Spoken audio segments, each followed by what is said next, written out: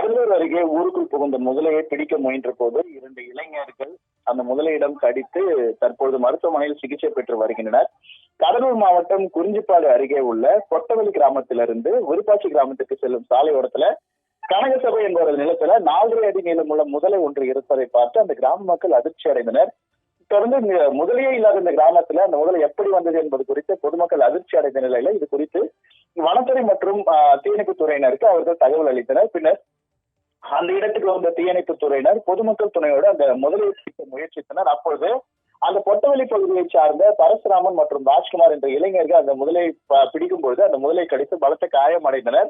இதனை அடுத்து அந்த 2 பேருமே குறிஞ்சிப்பாடி அரசு மருத்துவமனையில முதலுதவி சிகிச்சை அளிக்கப்பட்டு பின்னர் மேல் சிகிச்சைக்காக சிதம்பரம் அரசு மருத்துவக் கல்லூரி மருத்துவமனைக்கு கொண்டு செல்லப்பட்டனர்.